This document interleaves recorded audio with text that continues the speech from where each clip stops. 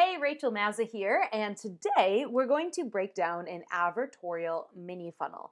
So if you don't know what an advertorial is, it is a piece of a sales funnel that goes in between that initial touch point where you first interact with the customer.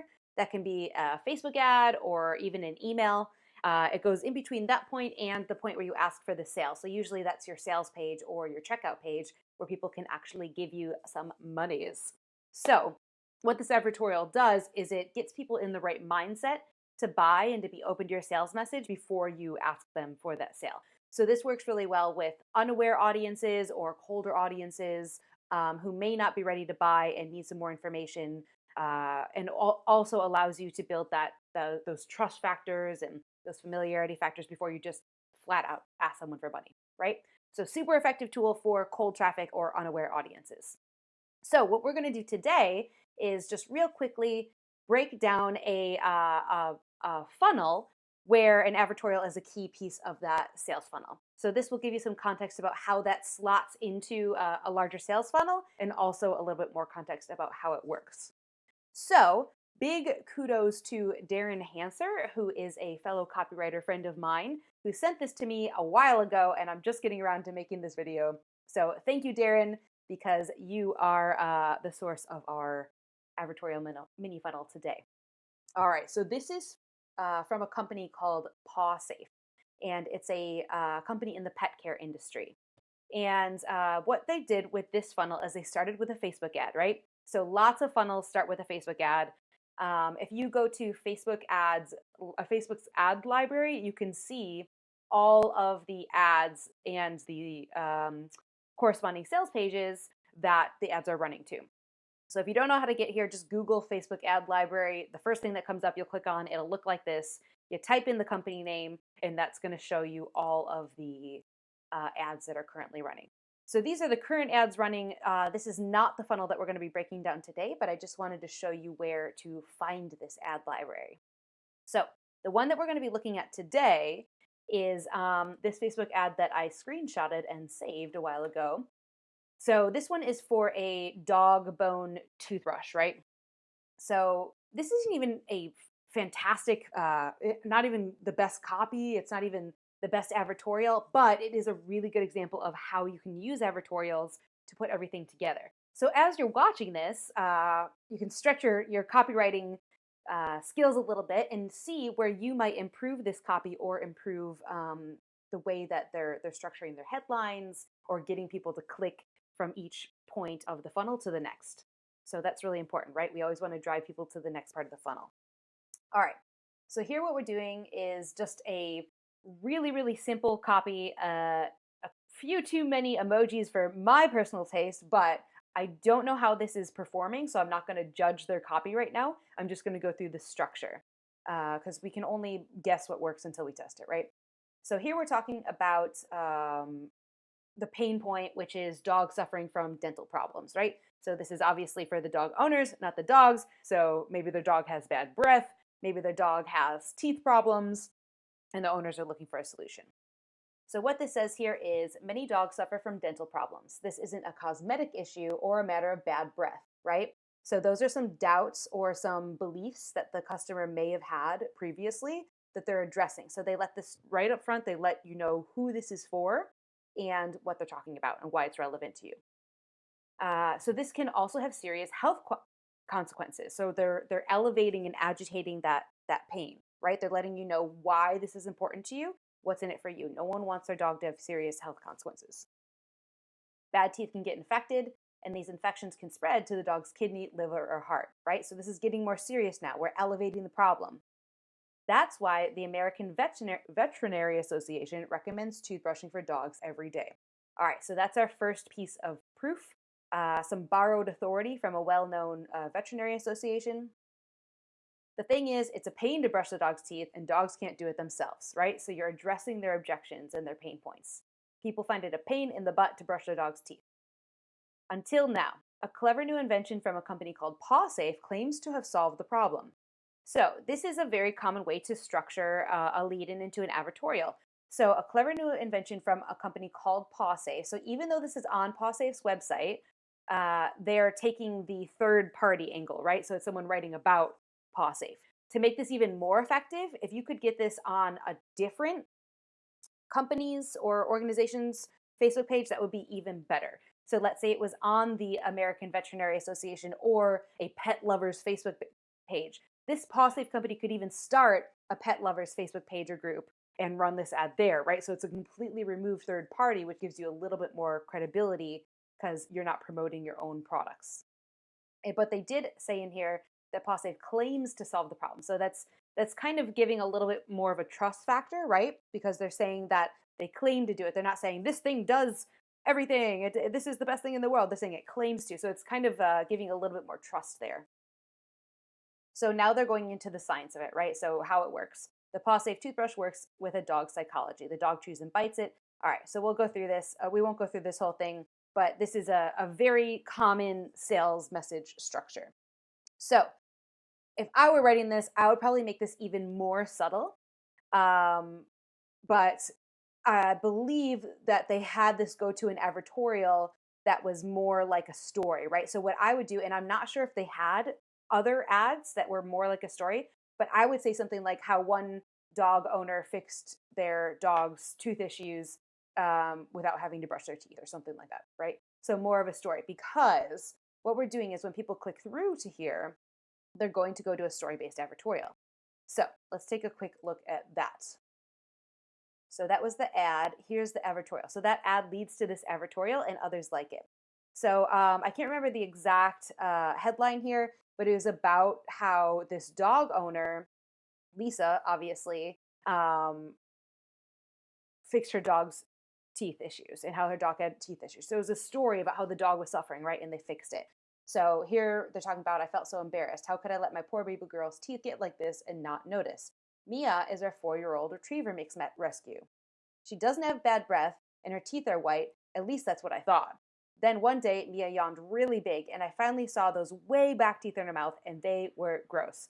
And so it's going to go into this story about how she didn't even know there was a problem with her dog's teeth, but she discovered that there was a big problem, right? So this is important because they're saying you may not even know how bad your dog's teeth are, but this is going to help them. So this is a story. It's going to go through how they fixed it. And obviously at the end, the solution is going to be this paw safe product. So this is super subtle. I would make the Facebook ad even more subtle so that people aren't feeling like they're being sold until all the way until you get to the sales page. It adds more trust factors, gets people to know you and like your product before you ever ask them for a sale, right? So that's important when you're approaching cold traffic or more unaware audiences. So people that may not even know that their dog has a problem with their teeth and they need a little bit information and education and warming up before you ask them for that sale. So the next part in this funnel, after this advertorial, it will lead to the sales page. So after people get this information and hear the story and feel good about this, they're going to go to the sales page. So here is the sales page. All right, so this is just the full-blown sales page. It's time to buy, right? So they've got all the information about the toothbrush. This can have some more story in it maybe. They've got a video, headlines. They've got the CTA right up front. So this is where they get all the information about the toothbrush, a lot of trust factors with the testimonials, satisfaction guarantee. This is great. So at this point, there's no more pretense. We're selling a thing, right? So the Facebook ad and the advertorial are all about giving people information and getting them to know, like, and trust you. And then when they get to the sales page, it's time to sell the thing. So you let your sales page do the heavy lifting. And I think their Facebook ad actually does a lot of the heavy lifting here. And if I were trying to scale this to cold traffic, I would probably dial back that sales message a little bit and let the Facebook and the advertorial get people in the right mindset, and then let the sales page do the heavy lifting. So after the sales page, people are sold. They want to know how much it costs. So they're going to go ahead and click and go to the checkout page. And so here's the checkout page where you can actually buy the thing. And they've got some special deals that you can get. They've got their 3 deals. So usually people pick the middle one. I don't actually know why they put it on the left-hand side here. Maybe they tested that and that works the best. I have no idea how this is performing. But it's very common to offer 3 different options, and then you can highlight one as the best one, right? So whatever's the best value or the best for your company. We've got more trust factors here with our security and safety settings here. If I were running this, I would actually put a testimonial on this page as well, at least one testimonial, because you want to make sure you have those proof factors and those trust factors all the way throughout your funnel. So the other thing I would add here is you want to create congruency throughout your funnel, right? So look through the Facebook ad and then the advertorial and then the sales page. And what you want to do is make sure you're taking as many factors as possible through the entire funnel. So whether that's how the headline is structured, maybe it's a particular term or style to the writing. If you can take that all the way through the funnel, you're going to have better and better results as well. So I feel like they lost it a little bit between the Facebook ad, the advertorial, and the sales page. So that would be a quick win. If I was coming in and analyzing this for a client, I would say, let's create more congruency between those pieces. I think that would be a quick win that we could easily get them some better results, right? So we've got the checkout page here. And then last but not least, in this particular funnel, at least the pieces that I have access to right now, they also have an upsell. So when you're checking out, you've made your selection. They've got a pop-up that is an upsell that you can get an additional 10% off. I don't actually know what they're offering, but I'm guessing it's some sort of membership or an add-on to the order. So if you want, you can go to PawSafe, and let's just see if we can go. Is it .co? Maybe? So you could actually go through and, oh, here's the dog bone. Great. So let's say we wanted to add it to cart, checkout. Let's see if they give us an upsell and what they would offer. I'll have to fill out this whole thing. So it doesn't matter though. So on the back end here, you could add in an email series. You could add in retargeting campaigns. So you can see you can make this funnel as simple or as complicated as it needs to be in order to scale the offer. But this is just a super simple way to incorporate an advertorial. You don't even have to have these upsells if you don't want to, but of course those are always good ways to add more to your per order line, amount. But just going from a Facebook ad to an advertorial to a sales page and then a checkout page is a super simple mini funnel that you can easily install. You can see that these guys run the advertorials directly on their Facebook page. If you wanted to make that even more effective, if you can put the advertorial and the Facebook ad on a third-party site, so there's more of a trust factor there, that's even better. But obviously they're running ads, right? So let's see if we can go back to the Facebook ads. You can see they're still running ads. So obviously some of these are working for them. So that's a good indication that something's working if people are continuing to run the ads and spend money, right? Usually people don't continue to spend money on something that's not working. So obviously right now they're working on this dog seatbelt product that they have. All right. So super simple breakdown of a very simple advertorial mini funnel. I would love to answer any questions that you guys have about this, or we can dive deeper into each piece of this funnel if you like. Just leave a comment below wherever you're seeing this, whether it's on YouTube or Facebook or my website, and we will dig into the conversation a little bit more. And if you want to learn even more about this, I know I've been talking about it forever, but I've been super busy with client work and launching the new Escape Velocity program with Kevin Rogers from Copy Chief. And now that that's done, I am finally opening up the doors to my Advertorial 101 course. So that's going to be a full-blown course teaching you everything that you need to know to research, design, and write an effective advertorial.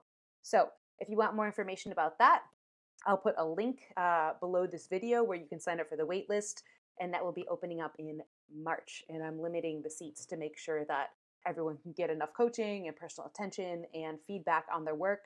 So if you're thinking about joining that, then get on the wait list so that you are the first to know when the doors open. All right. Thanks so much, and hope for this was helpful for you guys.